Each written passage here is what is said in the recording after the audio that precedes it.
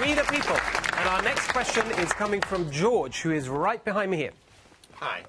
I know we talk about laws and legal and procedures in Washington, but isn't AOC the de facto leader of the Democratic Party? Good question. I'm going to start with Lisa. Oh, all right.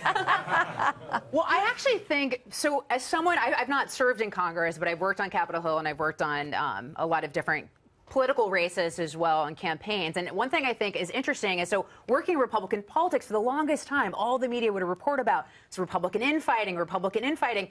So I have to say I'm sort of sitting back with the popcorn a little bit right now because it's interesting because you had the House Democrat account the other night take aim directly at Alexandria Ocasio-Cortez's chief of staff. So there's this nuclear war going on in the Democrat Party, and it's playing out on the front scenes. And I just find it so interesting as someone who has been on the receiving end in Republican politics of all the infighting reports. So it's this fascinating to watch, I'll tell you that much. So I'm going to give the congressman a little bit more time to reflect while we hear from Senator Blackburn. Yes, you know, it is so interesting because the leader of the party is who is driving the discussion. Whomever is driving that discussion is pushing public opinion, and they are leading the party. Nancy Pelosi is responding to what the squad is laying out as the agenda. Look at every one of the presidential candidates. Are you for decriminalizing crossing the border? Are you for free health care? Are you for all of these free tuition? Are you for the Green New Deal or the new Green New Deal? And they're all tilting left. Why is that? Because you have some from the left who are new to Congress. They are in the Democratic Party. They are setting the agenda. You know, there is a bill that has a lot of bipartisan support. Harley might even support it. It is the USMCA, the trade agreement with Mexico, Canada, and the U.S. Now, that would pass if Nancy Pelosi put it on the floor. It would pass the House. It absolutely would pass the Senate. But I don't think she has enough control to get it on the floor because the left and the squad, and they're going to tune up against her on that. And I tell you what, Steve, if you had a room full of union employees and Teamsters and auto workers, they would say, pass this bill today. Yeah. All right. So, Congressman, your freshman colleague, Alexandria Ocasio-Cortez, is she de facto your leader? Absolutely not, and I'll tell you why.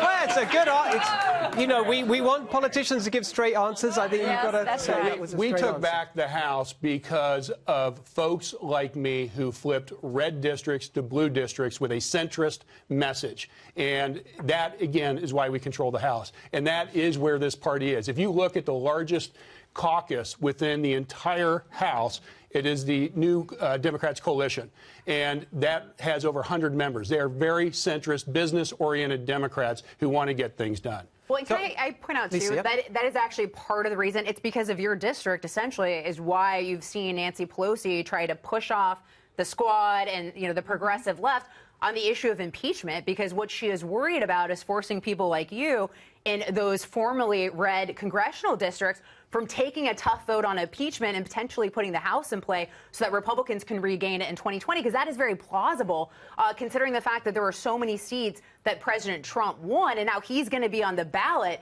so you can see how those voters could return to the Republican Party and head out to the polls. So, Congressman, do you see this, though, as a...